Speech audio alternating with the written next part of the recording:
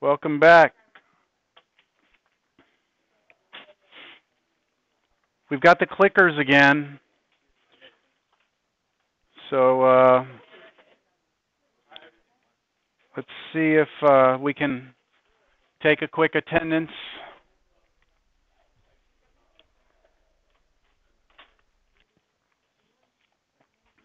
Anybody else need their clicker?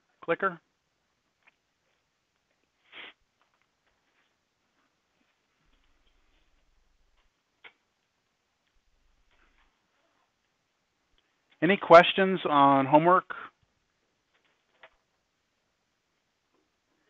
No?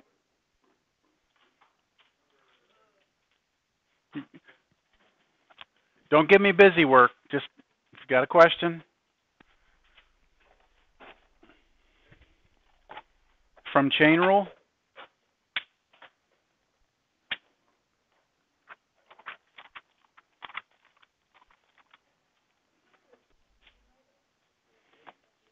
A cubed plus cosine cubed x? No, wait, no, sorry. Cosine of a cubed plus x cubed. All right. So number 13.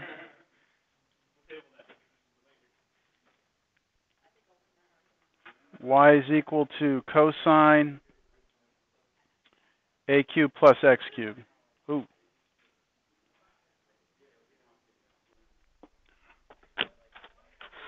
Is this the one that you're referring to, sir? Yes? Okay. Chain rule, right? Chain rule. So I think we said that everyone kind of liked doing it just kind of visually, covering things up. I don't know. Should I go to the table? What do y'all want? No table? Just, okay. Just get the keyboard out. Okay, so the derivative of this then would be the derivative of the outer function, which is cosine, right? Which is negative sine of the keyboard, which was the a cubed plus x cubed, times, now you go inside, you have a cubed plus x cubed. A here is considered to be a constant. I told you all that at the end of class. We look at A, B, C, those are constants. So this is just a constant cubed. What's the derivative of a constant cubed? 0. Because constant cubed is still a constant. So that's 0. So I'll put times in parentheses, 0. I don't need to really write that. Plus the derivative of x cubed, which is 3x squared. And then we're done, right? Then just move that 3x squared out to the front and put a negative on it.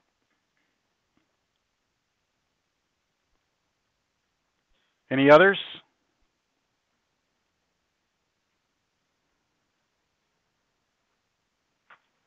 No? Okay, let's take a quiz then. If everyone feels great about chain rule, I got to make sure before we move on. So take out a sheet of paper. On the top of it, put your name, quiz, put today's date.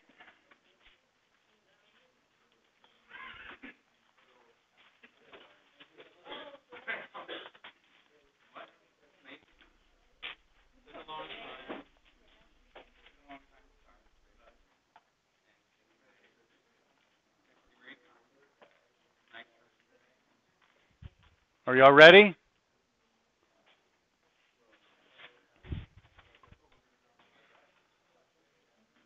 Okay, I need this to be a quiz environment, all right? So that table, y'all got to split up a little bit. There you go. And no talking at this point. It's just chain rule. That's all it is. Let's see. If you have the formula sheet that you can print off the web, you can have it in front of you. That's fine. Get it out now.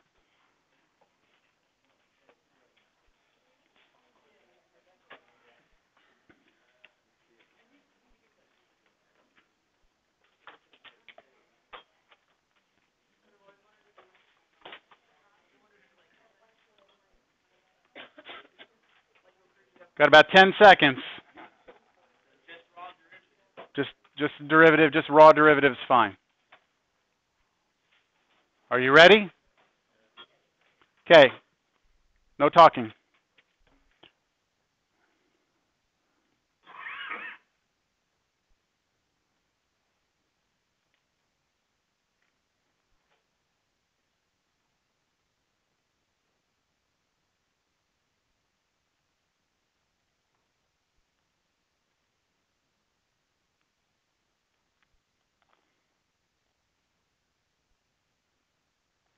I want to change that one, sorry.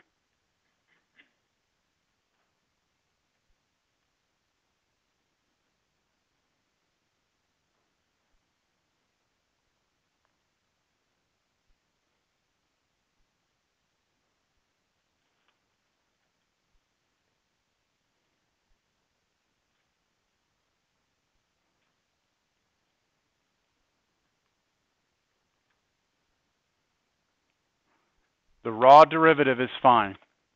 We don't have time for simplification right now. That's it, 3 problems.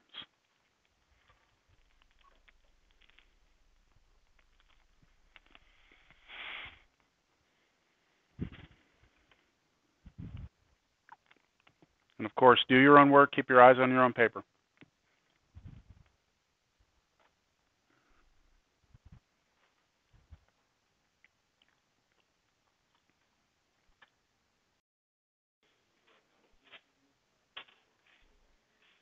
Anyone else? Okay, so I timed that obviously because this is not just, can you do the problem correctly, but can you do it in an efficient amount of time? The time I gave you these to do these 3 problems is what I would consider to be a fair amount of time. If you could not complete those in that amount of time, you're not there yet. Okay? You're not to where you need to be. Yes. I don't know. That just felt right. That just felt right. Yeah. More time than I think it should have taken. Yeah.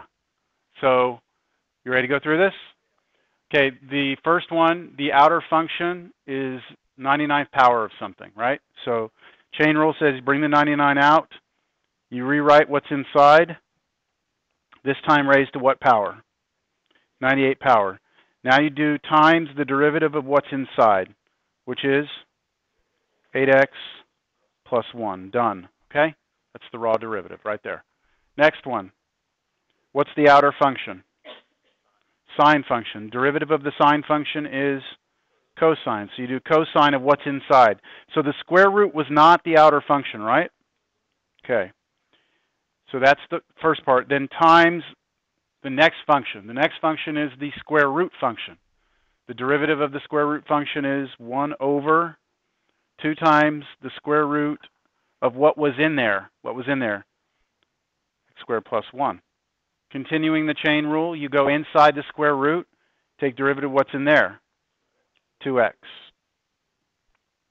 That's the raw derivative. You could cancel the 2's. You could put the x on top. That's fine. You cannot cancel the roots, right? Cannot cancel the roots. It's trapped in the cosine, yes. All right, last one. You have something to the 4th power, right? 4 comes out first. Then you have everything that was in there now to the 3rd power. Times now the derivative of what was inside, quotient rule. Derivative of the top times the bottom minus the derivative of the bottom. What's the derivative of the bottom? 2x times the top all over the bottom squared. Done. Okay? So that took what, a minute and 15 seconds? Something like that. So it should take you no longer than 10 minutes. I'm not sure if that was 10, but okay? So the only lesson here is that, going through the homework and doing them and getting them all right, that's good. Going through them, and the faster you are at it, it shows how proficient you are with it. So if it takes you, 10 minutes to figure out what's the outer, and then, oh, wait, what's quotient rule again? Let me look it up off my table. That's going to hurt you on the test because you don't have time for that on the test. All right. Any questions on chain rule now that we've done that? Anything you want to talk about over the homework? Yes? Our exam is going to cover a lot more than that. Our exam, which we talked about moving it, right? We talked about moving the exam. It's supposed to be the Thursday we come back from spring break. We're talking about moving it to the following Thursday. Or did we say Tuesday? Thursday, right? We're looking at pushing exam 2 back. So it'll cover, your next exam will cover everything in chapter 2 that we've covered. So it'll be like, give me the derivative using the limit. And then you can start using the rules. So, you know, power rule, product rule, quotient rule, chain rule, implicit differentiation, related rates. So we're going to do implicit differentiation today, and that'll give us a good amount of time for related rates, because those are the word problems. That's where people start having some major issues. All right. Anything else on chain rule? All right, we're going to start now talking about implicit differentiation. But before I do it, I want to kind of remind you of some things that we've been doing that you may not realize we've been doing this, but we have. Okay, so look at this.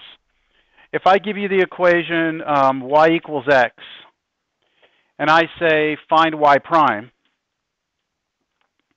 it was understood very clearly that what we meant by that is find the derivative of y with respect to x, right? That's what we meant. That was what we've been doing this whole time. So you could have, even though we didn't really do it this way, we could have said, all right, take the derivative on the left side of this equation, take the derivative of, the derivative with respect to x of y. Now, this was an alternative notation that I showed you back when I showed you all the different notations. This dx means take the derivative with respect to x, treating x like the variable. What am I going to take the derivative of? Y. So this y is kind of like a y over 1, and that y slides on top, and you just get dy dx. Does that make sense? That this would just become dy dx? On the left side of that equation? Yes? Okay. Now, the other side of the equation, so this is equals,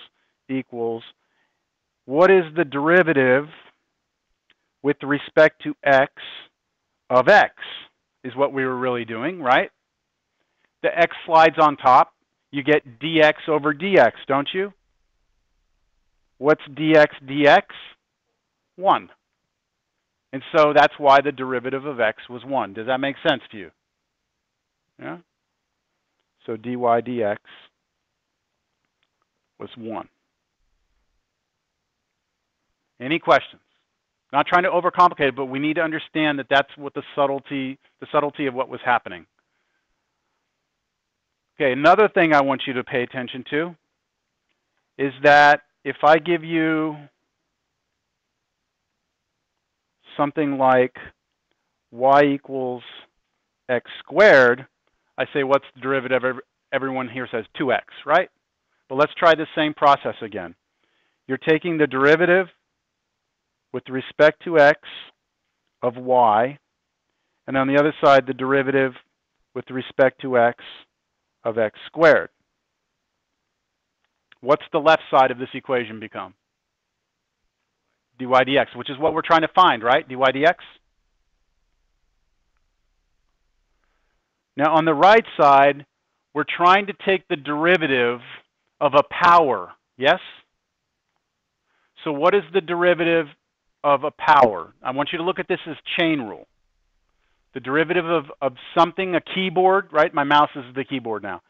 The derivative of the keyboard squared is what? 2 times the keyboard, right? Yes? But then the chain rule says, now I'm supposed to take the derivative of the keyboard. Okay? The keyboard is what for us here? X, right? So I'm supposed to take the derivative right here of x. But what's that derivative with respect to x of x turn into? A 1. Yes? So this really looks like dy dx equals 2x times dx dx, which is really just dy dx equals 2x times 1, which is just 2x.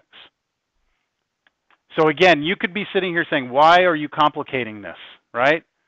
And the reason is because we need to understand these little mechanisms of what we're really doing to succeed in today's work, today's section.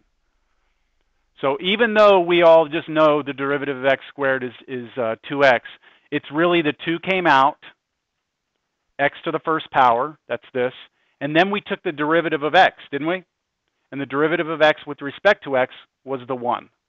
So it was a chain rule, even though we never looked at it that way before. With me? Let's vote if you're with me or not, since I'm using these anyway. Let's go ahead and vote. You can tell me if that makes sense or not. No, you can't vote if I close it. There you go. Try that. Where is everybody?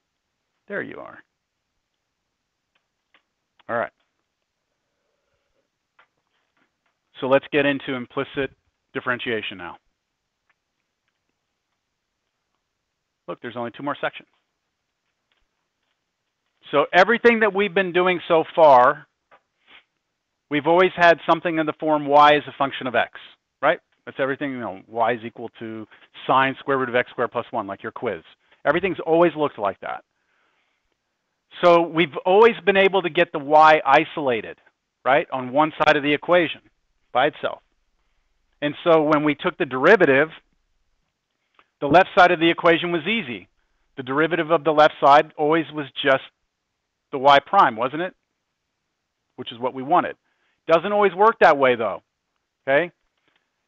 When we can isolate the y, when we can actually isolate it, then we refer to this as an explicit equation, meaning we can express one variable, usually the y, in terms of the other one, which is usually the x. So if you have an equation you can solve for y, then we say that is an explicit equation where y is in terms of x. Some equations are very difficult to write in the explicit form. In fact, some of them are impossible to solve for y. And so what we do is we call these implicit equations, where you cannot isolate the y. Here are some examples of explicit versus implicit. So look at this one right here. This is obviously solved for y. That's an explicit equation. Y is in terms of x, yes? You give me an x, it'll be easy for me to find a y, won't it? Okay, same thing here. You give me an x, I determine the y very easily. Here,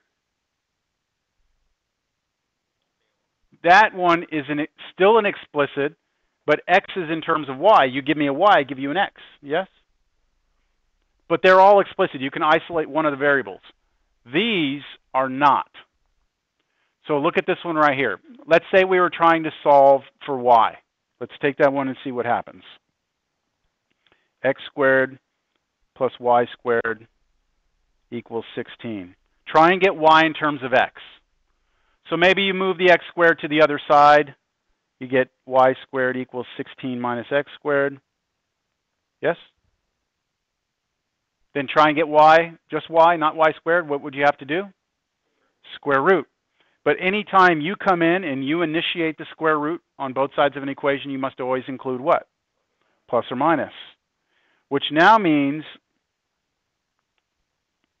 that if you give me an x, there's actually 2 y's that come out, right?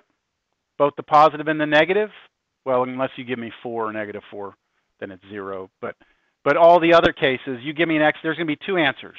And that violates what it means to be a function. Right? Remember function, 1 input, 1 output? That's what a function meant. You couldn't have 1 input, 2 outputs. This would mean you give me 1 input, x, it spits out 2 answers, no longer a function. So I cannot solve for y explicitly in terms of x without giving up the fact that it's no longer going to be a function. Make sense?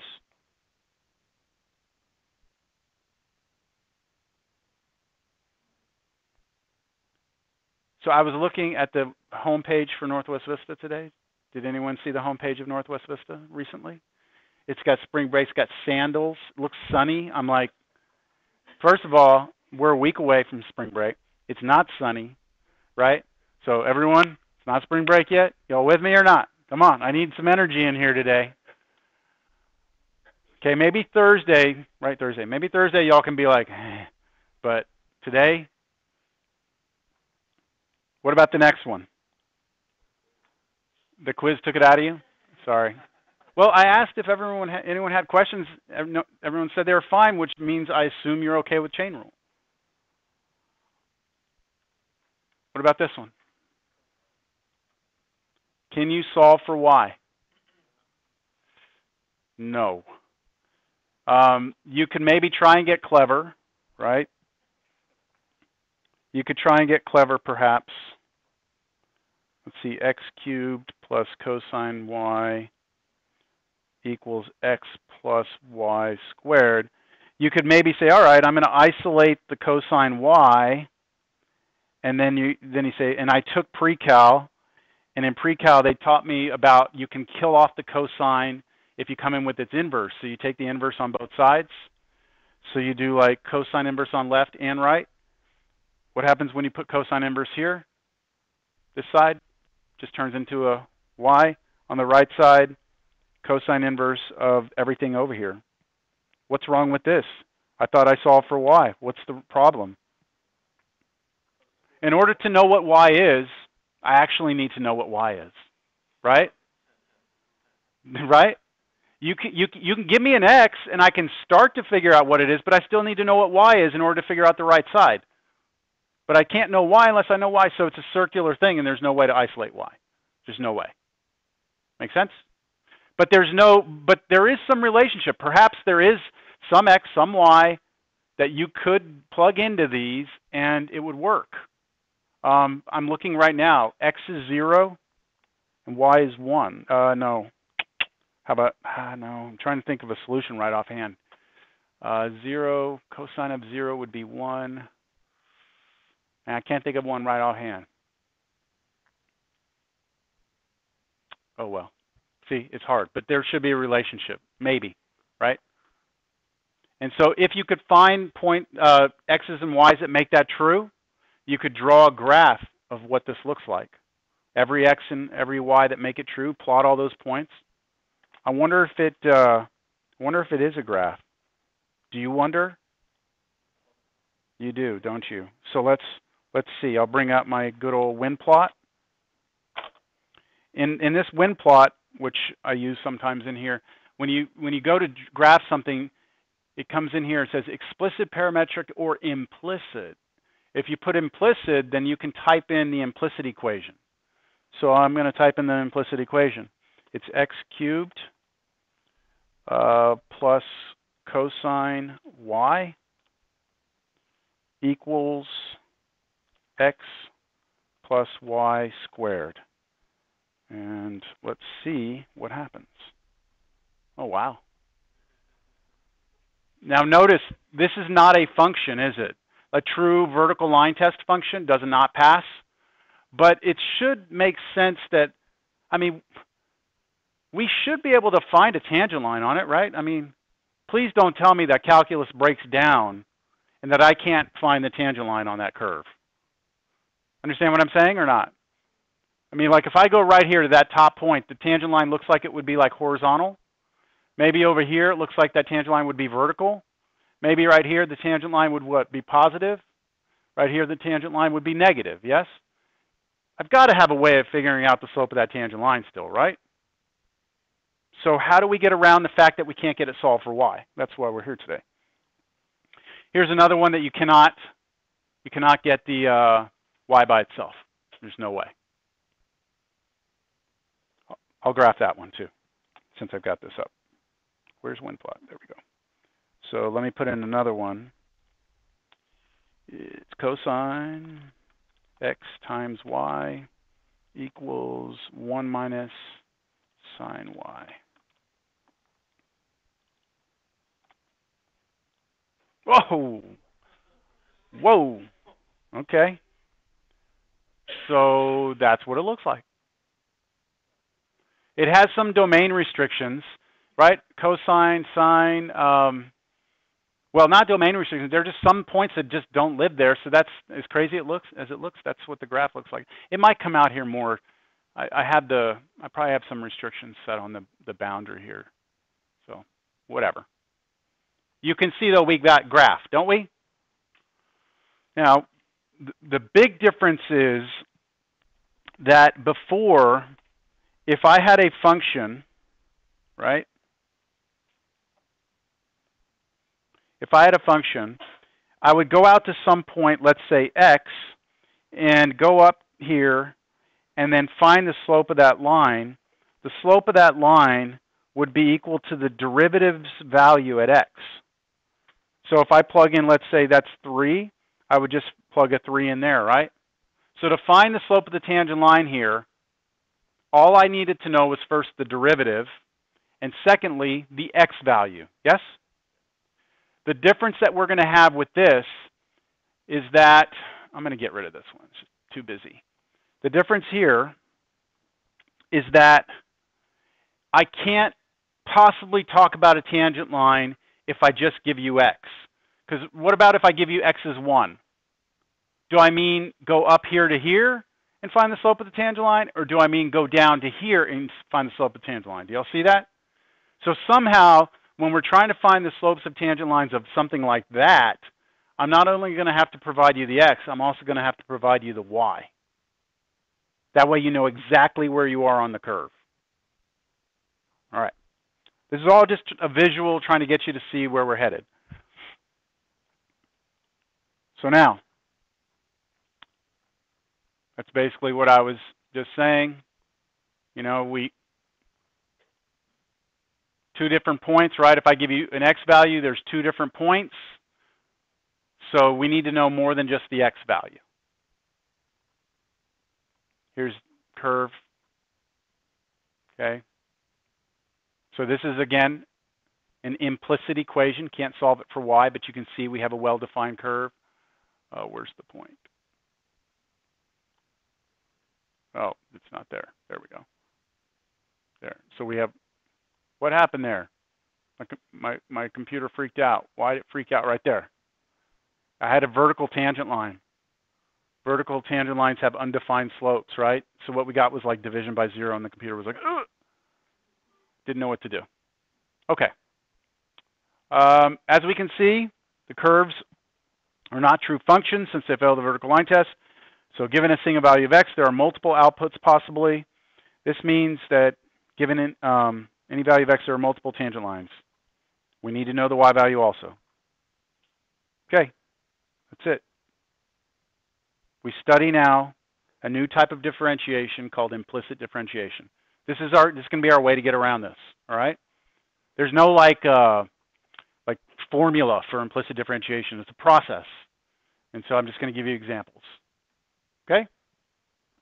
So we'll start our first example. Let's do this one right here. Okay, I'm going to do that one. And then we'll come back and we'll take a look over here and compare it to the curve. So given x squared plus xy minus y squared equals 4, find y prime, which I mean dy dx.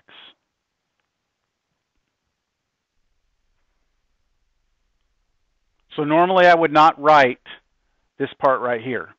Everyone just has to understand that what we mean by y prime is dy dx, unless I tell you otherwise, all right? Y prime will always be dy dx unless I tell you something different. All right, so cannot solve for y easily, so we're going to employ this new thing called implicit differentiation, and here's how it works. I'm going to rewrite it.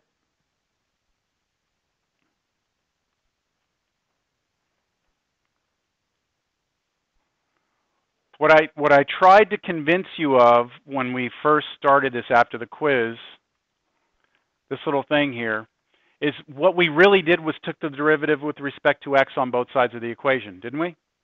That's really what we did, and that's exactly what implicit differentiation is. You're going to take the derivative on both sides of the equation with respect to x. That's what we're going to do.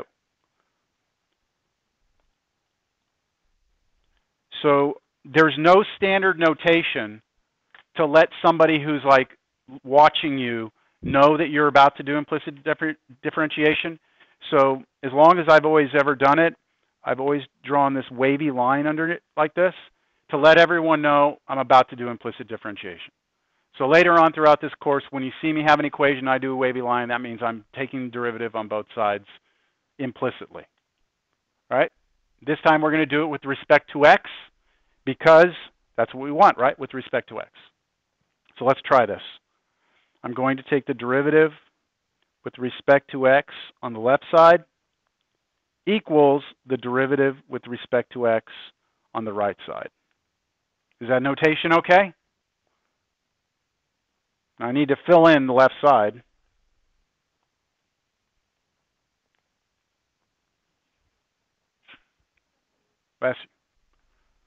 Now, I don't want to get carried away with notation if we don't have to.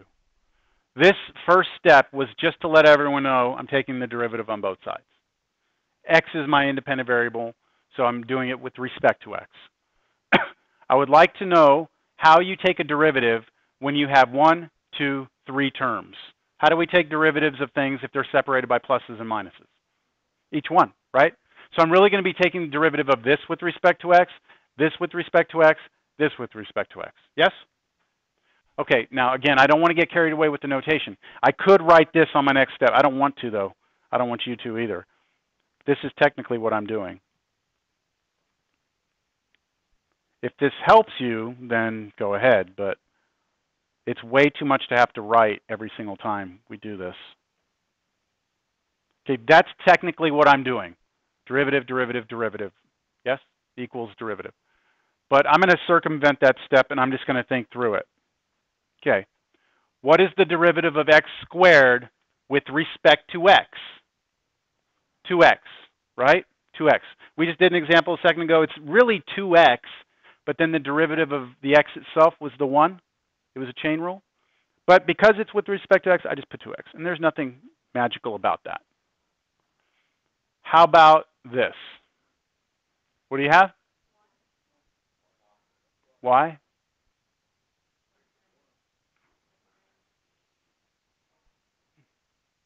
What is the operation between x and y?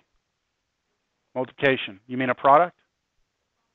You have to activate the product rule on that. See, this is a product in here, isn't it? And so the product rule applies. So on this next step, which I'll do in a different color, I'm doing this part right here. Oh, you can't tell the difference between green and blue. Blue here. This part. It's not that much better. Okay, that part right here I'm going to put right here.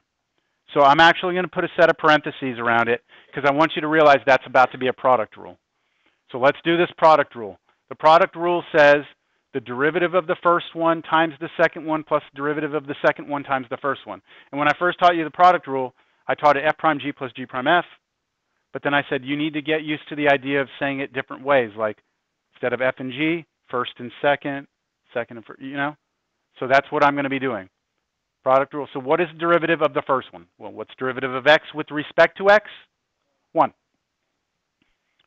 Times the second one, y, plus, now, very important, what is the derivative of y with respect to x? The dy dx, isn't it? I am asking you now to take the derivative of y with respect to x, which is dy dx, right? Derivative of y with respect to x is dy dx, which really, for us, is y prime, isn't it? That's what y prime is.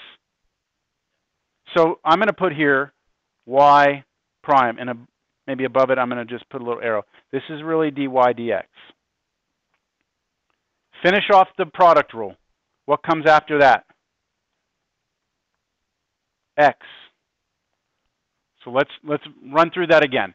When I was taking the derivative of this product, I did the derivative of the first one, which was 1 because it's a derivative of x with respect to x, times y, plus now the derivative of y with respect to x, which is dy dx, which is y prime, times the first one, x. Let's vote whether or not you get that or not.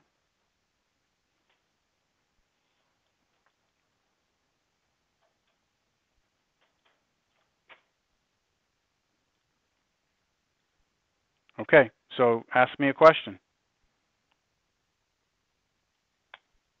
What's the issue? Come on, be brave.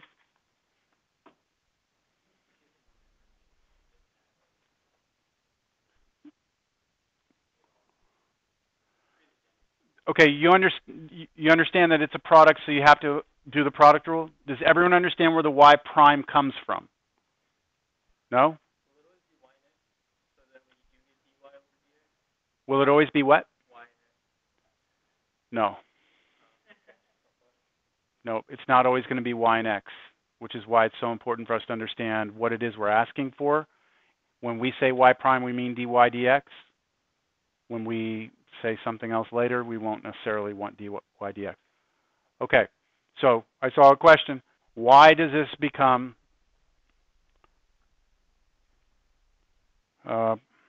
so are you okay with the fact that product rule says derivative of the first one, which is 1, times the second one, which is y? Then plus, now the derivative of this one, which who cares about that right now, times x. Is that much okay? Then what's the y prime? Well, I'm taking the derivative of y with respect to the variable x. That means it's not like I'm saying dx dx, right? I'm not taking derivative of x with respect to x, which would be a 1.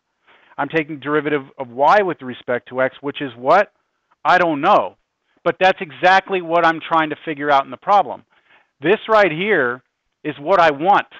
I want that to appear because that's the whole point of the problem, is to get a y prime to come out somewhere in here.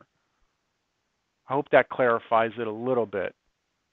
Maybe if you're still hung up on this, let me just continue through this one, maybe do another example. If we continue to have issues, we'll deal with it. Okay, what's next? Minus, so I put a minus. I'll go back to my red here. Minus, and now I'm taking the derivative of y squared. So I want you to look at this as like a keyboard squared. What's the derivative of the keyboard squared? It's 2. I'll do this one in green, even though you can't tell. It's 2 times the keyboard to the first power. But then what? The derivative of what was here, right? So the derivative of y with respect to x, which is dy dx, again, which I'm going to write as what? Not dy dx, y prime. So I think underneath this, I'm going to just show you a different version of how you could write this. 2x plus 1 times y plus, you could have written dy dx times x minus 2y times dy dx. So in other words, replace your y primes with dy dx's. You should be comfortable with both notations. Different courses use different notations. Yes. That's chain rule. Absolutely. Good. That was chain rule. It looks like power rule, right? It should just be 2y. And that's what I was trying to get at the beginning. Every time we did power rule before, we didn't realize it was chain rule, but the inside was always x. So that derivative of x was always a 1, and we never really saw it there. Are we done? We have an equal sign. So equals, okay, what is the derivative with respect to x of 4? 0. So that doesn't change. Derivative of a constant is 0. So that's it. We have taken the derivative implicitly. We've used implicit differentiation. But remember, the goal was to find y prime, right? Here's y prime right here. So what I'm going to do, this was just alternative notation right here. I want to take this line and I want to just rewrite it, clean it up. It's 2x, then what? The parentheses was just there to help you see product rule. You don't really need it, do you? So it's 2x plus y plus y prime x minus 2y y prime equals 0. Our goal was to figure out what y prime was, right? I see y prime appearing in two different terms. Do you see it? That means you need to get it isolated on one side of the equation. So what I'll do first, and this is the standard technique, get all your y prime terms on one side of the equation, everything that does not have y prime to the other side of the equation. So I'm going to leave these two on the left. I'm out of space.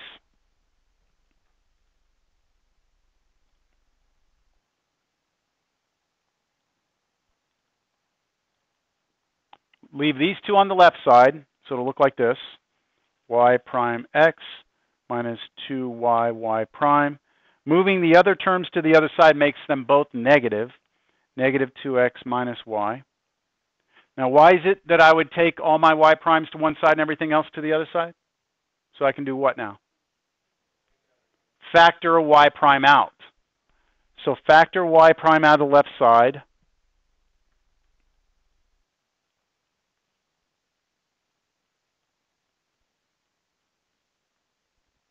And then finally, divide both sides by that thing in parentheses. When you divide it through on both sides, you've actually isolated y prime. You know what the derivative is. Box it up.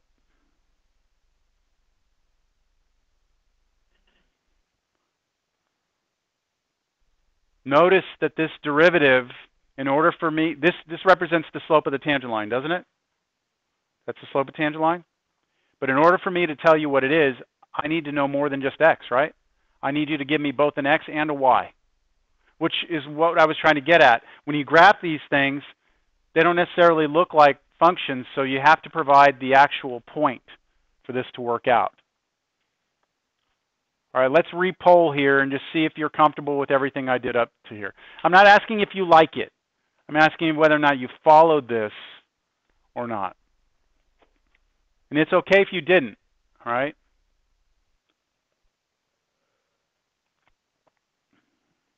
All right. Okay, so I'm going to go back to the graph of this. Here was the curve, right? And let's say we're trying to find the slope of the tangent line at this point. That looks like the point, what, right here? It looks like it touches the x-axis there at 2, doesn't it? So 2, 0 looks like it lives on the graph. Let's just see if it matches up to what we got with our formula. So I'm going to go over here and I'm going to say at the point 2, 0, the derivative would be plug in 2 for x, 0 for y.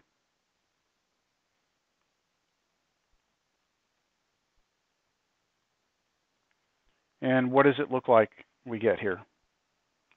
Negative 4 on top, and on the bottom, 2, so it looks like negative 2. So if I go to that point on the curve, and I look at the tangent line, the slope of that tangent line should be negative 2. And lo and behold, if we go here, I think, let's see.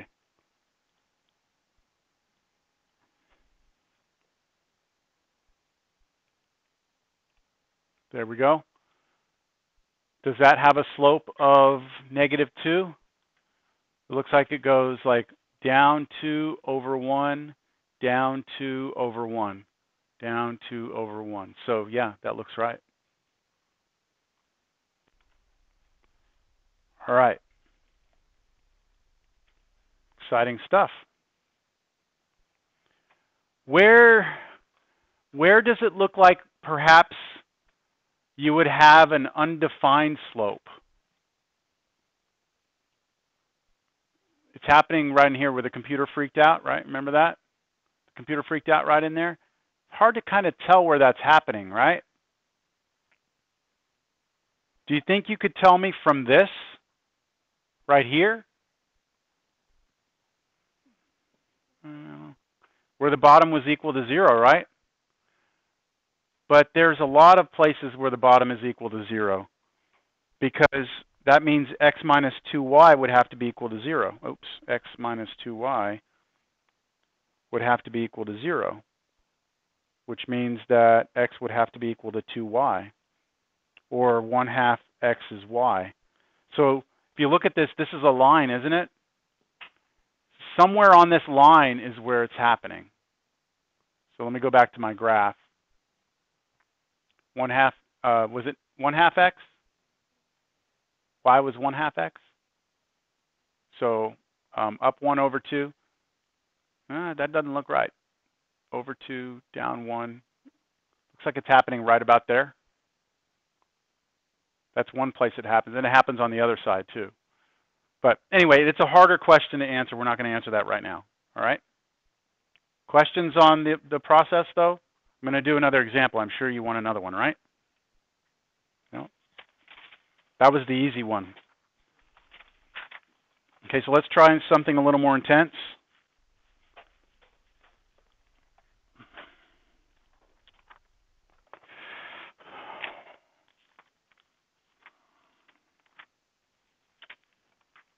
Oh, well here, let's go back to this one.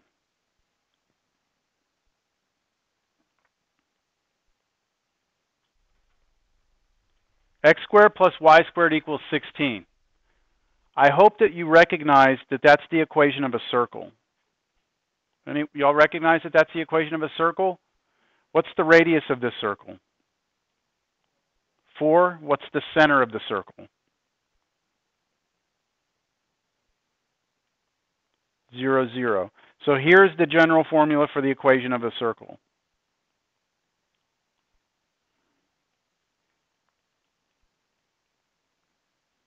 That's a general equation for any circle, the center being the point HK, the radius being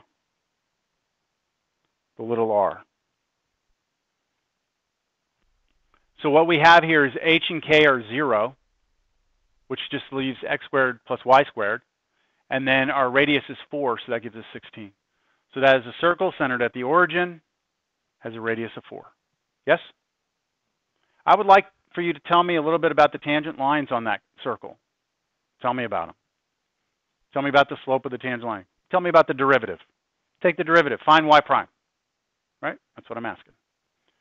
So find y prime, which remember is the same as dy dx. So I rewrite this thing. I'm not going to try and solve for y, all right? I'm going to use implicit differentiation. How do I let you know I'm going to do that? Come there with this little wavy line. Here it comes.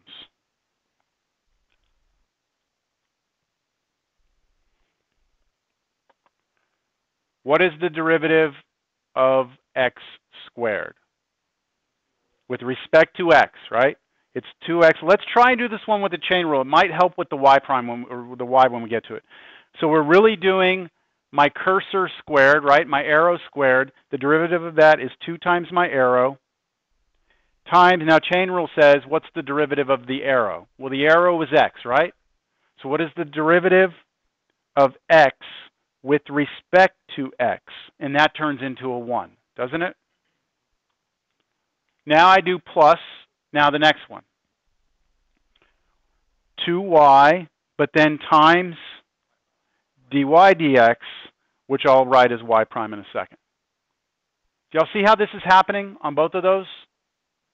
Then equals derivative of 16 is 0.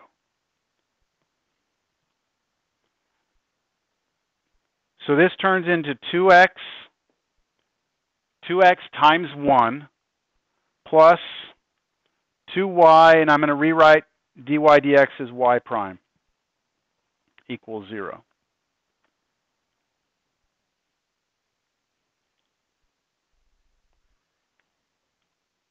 Any questions? Can you solve for y prime? Yep. Let's take the 2x to the other side of the equation. That'll make it a negative 2x. Let's divide both sides by 2y. So y prime will be negative 2x divided by 2y, which is just negative x over y. Again, I will point out that in order to know the slope of the tangent line, you have to provide me with both the x-coordinate and the y-coordinate. Agreed? And this one will be a little easier to investigate, because look, we've got this circle, right? What's the radius? 4. So this point right here is the point 4, 0. This point up here is 0, 4. This point over here is negative 4, 0. And this point over here is 0, negative 4. Tell me about the slope of the tangent line at the top up here. What should it be? What should that slope be? 0, right? Okay, let's check our answer. I need to replace the x with what? 0, and replace the y with 4. What's negative 0 divided by 4? 0. That matches up with that, doesn't it? Okay, same thing on the bottom one. I plug in for x, 0. I plug in for y, negative 4. 0 divided by negative 4. It doesn't matter, it's 0. What about here, though? It's a vertical line. The slope of a vertical line is undefined. So try and plug in 4 for x, fine. Plug in 0 for y, undefined. You have 4 over 0, not 0 over 0. So 4 over 0 is just undefined, right? Which corresponds to a vertical line, vertical tangent. And then here's the same thing. Hope that makes sense. So I'm feeling good that this is the right derivative. Okay, quick vote if you followed that one. That was a little easier, wasn't it? If they could all be that way. If they could all be that way.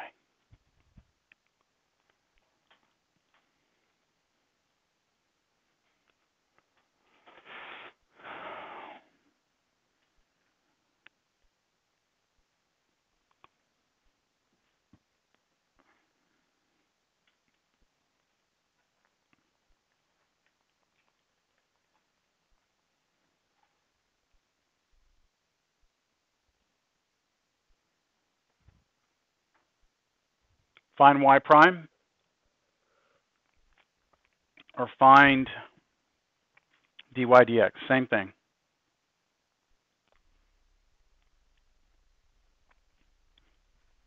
Remind me to tell y'all a story. I tell all my calculus classes this story about derivatives after this example.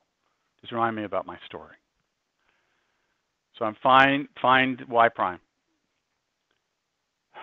So the assumption here, right, is that I mean by this dy dx.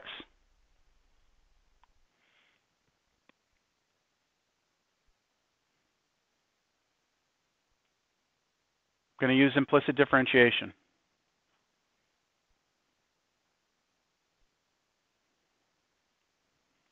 You know what? Can I make that a minus in between?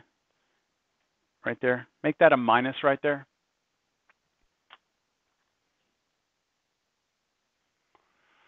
Okay. Left side, derivative with respect to x. What do you see over there?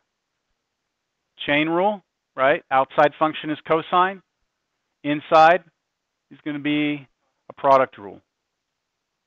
So start with the chain, start with the outside. Derivative of cosine of something is negative sine of that something times. Now you take the derivative of what's in here, and I'm going to have to use the product rule, right? So may as well throw my parentheses in here now. It'll be derivative of the first one times the second plus the derivative of the second one times the first one. And we did that a little while ago. So that was 1 times y plus y prime x. Are we done on the left side? Yes. Okay, equals. Now we have two terms over here. Do them separately. Derivative of 1, 0. Okay, minus derivative of sine is cosine of what's in there, x plus y. Chain rule says times, now the derivative of what's in here. Is this product rule? No, this is just two different things. So I'm going to say times. Now here, what's the derivative of each one of these? Derivative of x is 1 because it's with respect to x, right? Dx dx would be 1. And then plus y prime. The derivative of y is the derivative of y. I don't know what it is. That's what I'm trying to find out. Any questions on that? Yes.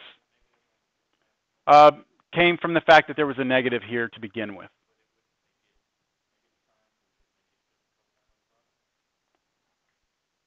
Well, cover up the negative. What's the derivative of sine?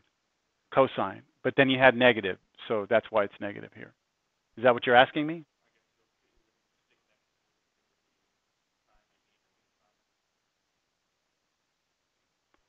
Well, even if it was negative sine, the derivative of negative sine would be negative cosine. No. No. Look, this right here. Look at that right here as being a negative 1. So you have a constant in front of a function, right? Ignore the constant, take the derivative of sine. It's cosine. Now bring the constant in, it's negative cosine.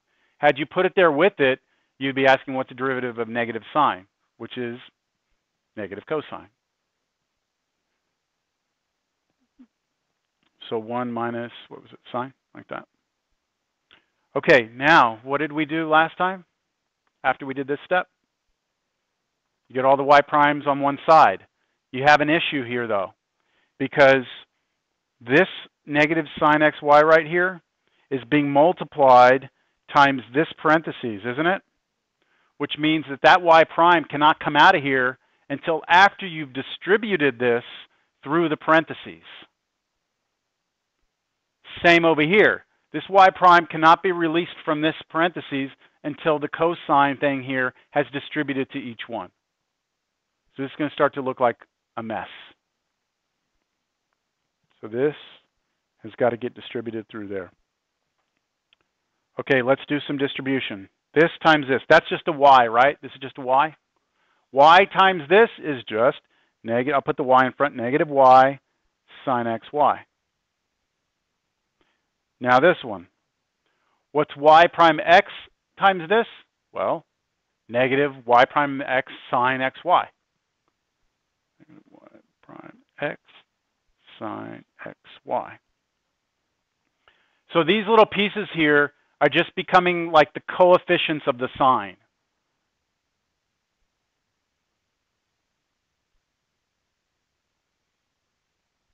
Equals, other one. What is negative cosine x plus y times 1? It's the same thing. Negative cosine x plus y. And then you distribute what is negative cosine x plus y times y prime. You'll have a negative. You throw the y in front, or y prime in front. Cosine x plus y. I'd like to see what you just thought of that with a little quick vote. Again, it's not do you like it, it's do you understand what I did. Oh, we're teetering right there on 80. Still got some votes. Dun, dun, dun, dun. Okay, so if you're voting no, if you're in the 20% or whatever it is, you've got to be willing to tell me what part of it that you need help with. If you're not willing to do that, I can't really do anything. So anyone? I know we're up to 87. Anyone want to say anything about that? Any confusion? Okay.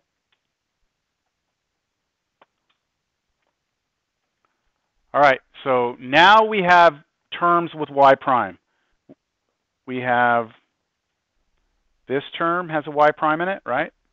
And this one has a y prime in it. I need to get all my y prime stuff on one side. So I'm going to just choose, it doesn't matter which side. I'm going to move this one to the left side, which will make it positive when it comes over there. I'm going to move this one right here to the right side, which will make it positive when it goes over there. So when I rewrite, I should get this. This is the one that I brought from the right side. It's now positive. Here's the one that was already there.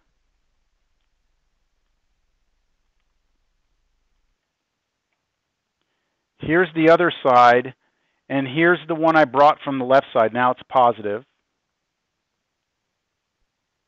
And then here's what was already on the right side.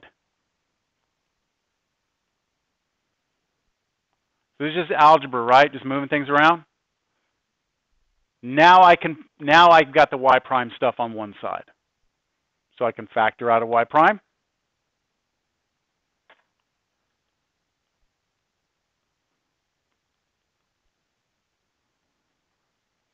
So when I pull the y prime out of this, I'm left with the cosine x plus y. When I pull the y prime out of this, what am I left with? Minus x sine xy, okay? And then all of that in parentheses, and then my whole right side. Ugh.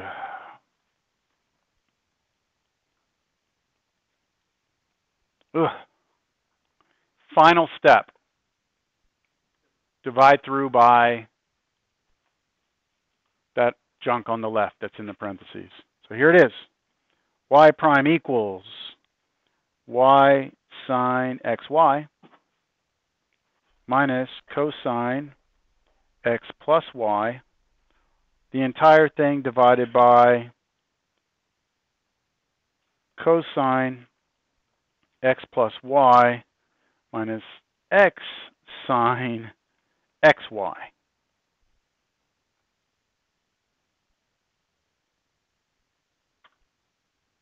There it is. So in order to know the derivative, we've got to know the x and the y, don't we?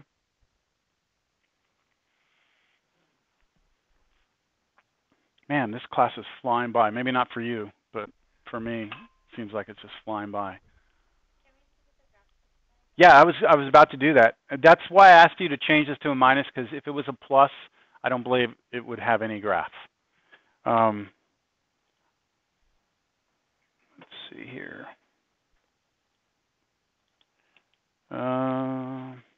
Help me out, because I just made that up. It was cosine xy equals 1 minus sine x plus y.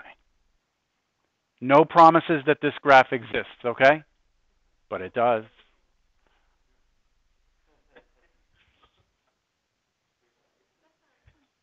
Okay. It's not a function, right? But we can define tangent lines as long as we know a point on the curve, which would be a challenge to get. All right, it would be difficult to find a point on this curve, except the origin.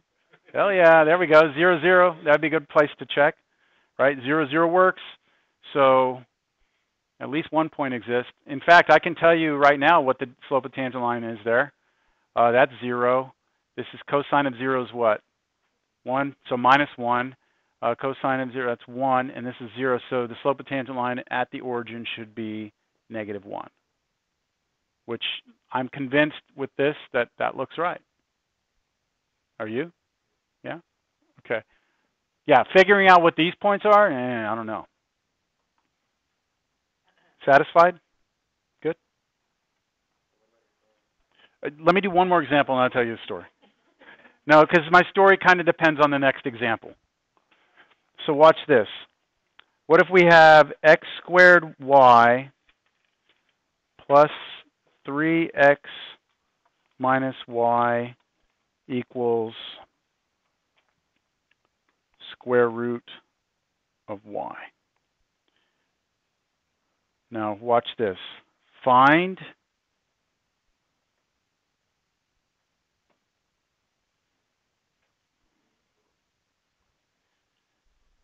that. dx dy.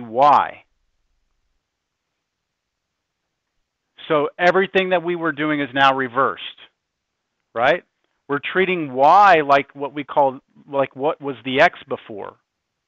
So if you want, this really kind of means like we're taking the derivative with respect to y instead. So if we ever see dy dy, it turns into a what? 1. But if we see dx dy, it turns into dx dy, which we will call, instead of y prime, we will call it x prime. So let's try this. Here we go. I'm going to do the implicit right here and bring the line down here. So what do you have going on right here?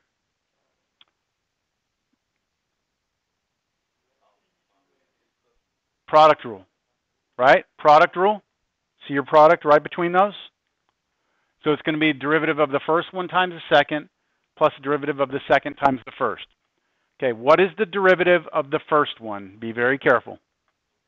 2x times x prime. Good. Because I've changed the differentiation.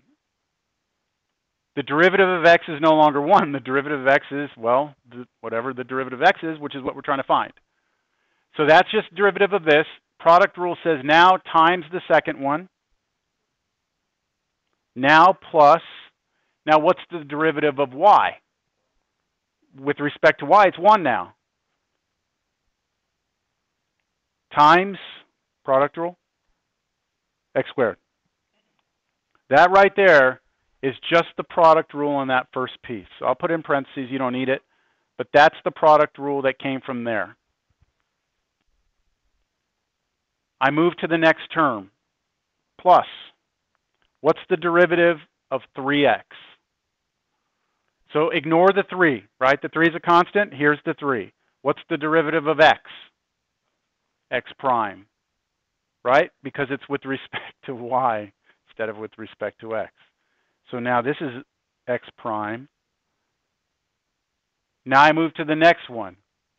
Minus, what's the derivative of y? 1. Because it must be kind of confusing, you know, like this whole time, you know, it's always dy dx, dy dx, dy dx. Today it could be dx dy, right? No, my story's not funny. It's ridiculous, but I always tell it anyway. Equals, next side. Okay, what's the derivative of, that's just chain rule. What's the derivative of the square root of something? 1 over 2 square roots of y, right?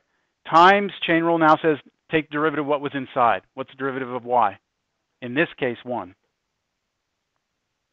There you go. Now what would you have to do? Get your x primes by themselves. In this parentheses, the blue ones didn't really need to be there, right? So you get all your x prime terms on one side, move everything over, factor, done. I'm just going to say dot, dot, dot. You could take that the rest of the way. That was really just to get you to focus on the idea that, you know, you can have the derivative with respect to a different variable like that. One more than this story. One more, promise. Because of where we're headed. Oh, do I need to leave that back up there? Okay. Let me know when you're done. I don't want to build this story up because it's not good. It's not good. So don't be expecting great story. But it's a true story, huh? Oh, dot, dot, dot means you could take it the rest of the way. I'm not going to do it.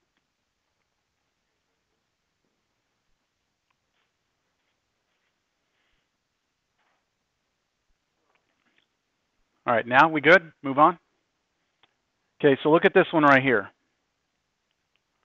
X squared y cubed plus x minus y equals 1. Find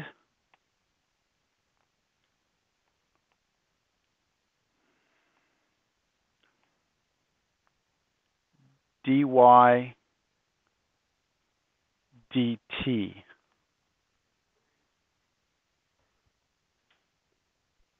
And your first reaction is going to be, where the hell is t, right? Where the hell is t? So you're really doing this. This really means you're taking the derivative with respect to t. So you're treating t as the independent variable, but t doesn't appear, but it's okay. All right, so let's try this. It's going to be weird. You ready? No? Okay. Right here, what's happening between these two? Product. So I have to take the product rule. what is the derivative, using chain rule, what is the derivative of this first one? 2x. Okay, we're all on the same page with that. Times, now the derivative of what was down there. X with respect to what? T. So dx dt. It's not 1. It's dx dt, and I actually don't know what that is. All right? But it's whatever the derivative of x is with respect to t. So I'm going to leave it as dx dt. Now, this is just the first part of the product rule, right? So times the second piece, y prime, or y cubed. Now, plus, what's the derivative of y cubed? 3y squared. But now, times, now you got to go in there and look at that y and say, what's the derivative of that with respect to t? It's dy dt, isn't it? And I'm going to leave it like that. I'm not going to call it y prime. I'm not going to call it x prime. I'm going to call it dy dt. Then, times finishing off product rule, times x squared. That right there completes out the product rule on that. The next piece is plus. What's the derivative of x with respect to t? Dx dt. Don't know what that is. Minus. What's the derivative of y with respect to t? Dy dt. Equals 0. What were we trying to find in the problem? Dy dt. It appears here, and it appears in this piece, right? So what we would do is we would take those two pieces to one side of the equation, everything else to the other, and factor out a what? Dy dt. And then divide through by that stuff. So the other side, let me do it. 3y squared x squared dy dt minus dy dt must equal, when I move that stuff over, negative 2x dx dt, oh crap, y cubed minus dx dt. Do y'all see what I did there? Where's that? No, because it was already on this side. Both of these were on the left side, so I didn't change the signs. This whole piece right here went to the other side, which made it negative. This piece right here went to the other side, which made it negative. Is that okay? I have two terms here. They both have dy dt in them. I factor out dy dt. I am left with, in parentheses, 3y squared x squared. Then what? Minus 1 equals negative 2x dx dt y cubed. I'm not giving this to you because I'm trying to make your life hell. This is what the next section's about. So I'm getting you used to this right now. Last step. Divide through by that thing in parentheses on the left, and we've got it. Dy dt is equal to negative 2x dx dt y cubed minus dx dt, all of it over 3y squared x squared minus 1.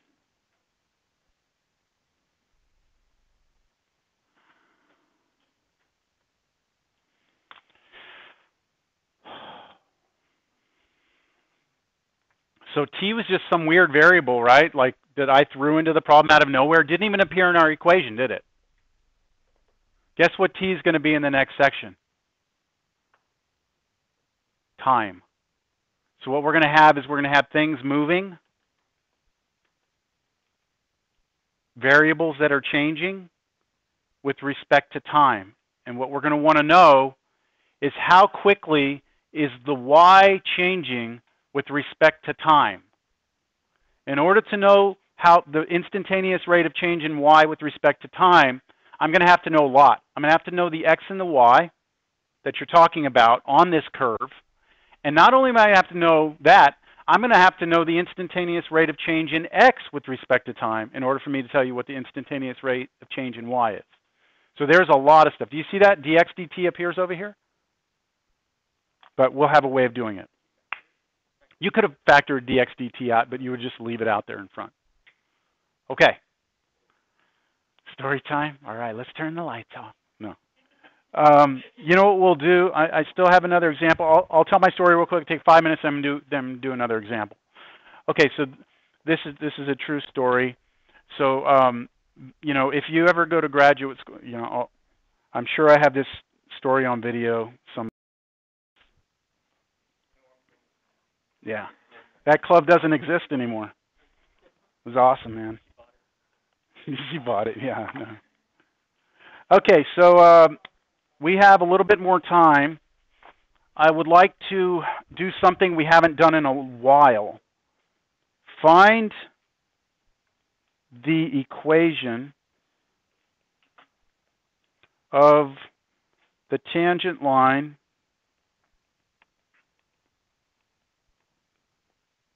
to x to the 2/3 plus y to the 2/3 equals 4 at the point -3√3, comma 1. And I'm going to graph this for you before we do it. Man, cold. Y'all got that down? All right. So her name was Shady. Weird, right? I mean, she was from somewhere in the Middle East. I don't remember where, but I know that sounds really bad, but I don't remember. I think it was an abbreviation. Equals, or nickname. Equals, yeah, I'm Shady. Nice to meet you. No. Well, at least you're honest. Right. Oh man, that didn't come out very well. You think? Let me try it.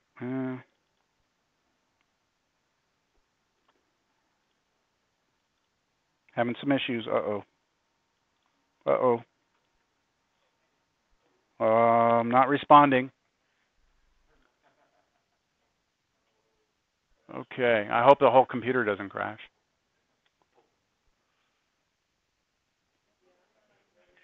Okay, well, we'll see if this ever comes back to life or not. This is in your book. They have it graphed. This is number 22. It's called an asteroid. It looks like, well, it looks like this. Like that. That's the graph of it right there. Okay? That's what they call it, an asteroid. Okay? Is this not ever coming back? Click X. Don't let it try and figure out anything, right?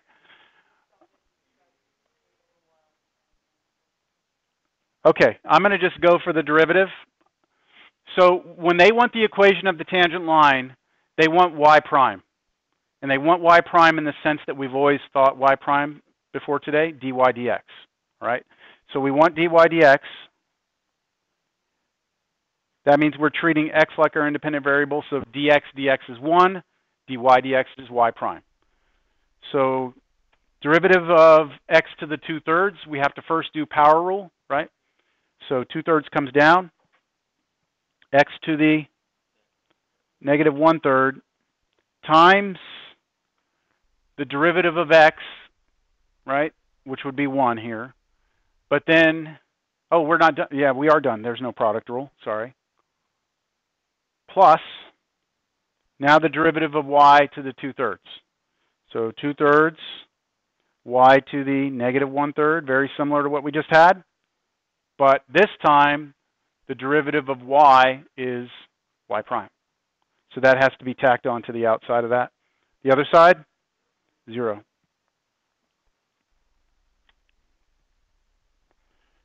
And now just move stuff around. Okay, let me move stuff around.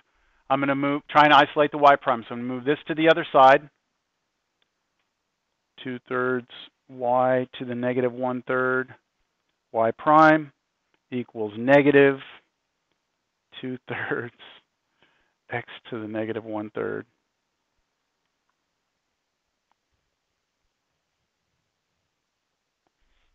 Divide through by the 2/3 y to the negative 1/3 on both sides so you can get that y prime by itself. And I'll clean that up in just a second.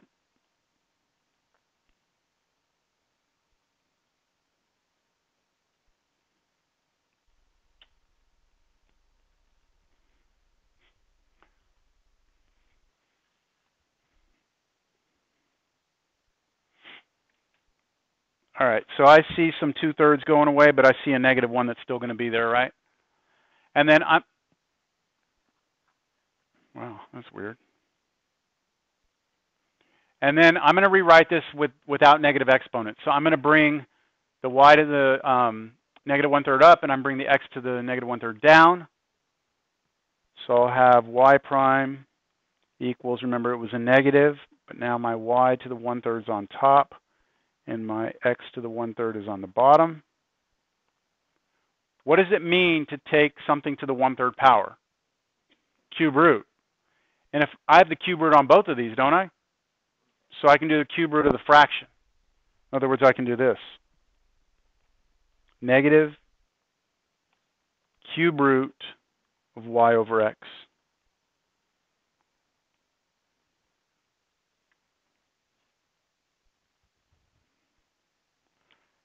That's the slope of the tangent line. Someone now has to give me the x and the y in order for me to figure it out. But that was given in the problem, wasn't it? It said find the equation of the tangent line at this point. So I'm going to replace x with negative 3√3 and replace y with 1.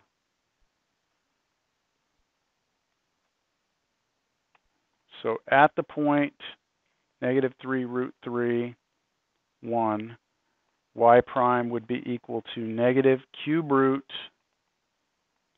of y, which is 1, over x, which is negative 3√3.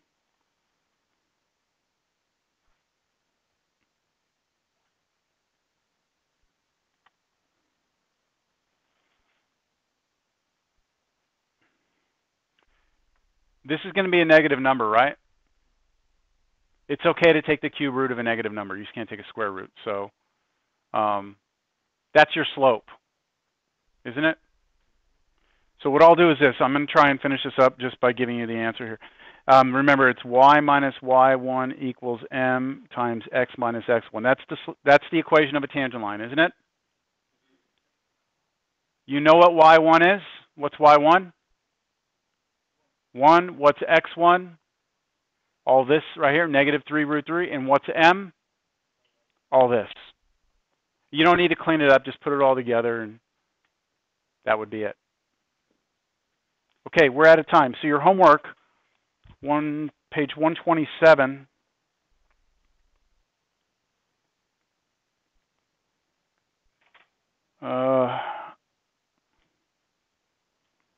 Three through, I'll do 15 odds. And then 19 through 23. And then I'm going to also give you 20, well, you know what, make that through 27 odds. But I'll warn you that 25 and 27 are probably going to cause you some issues because they're asking for y double prime there, and I didn't give you an example. So I would recommend you look at 25 and 27 as just like a challenge problem for yourself. See if you can figure them out. I'll probably start off class by answering a question on 25 and 27. Okay? Wow. Class flew by. Y'all have a great rest of your day.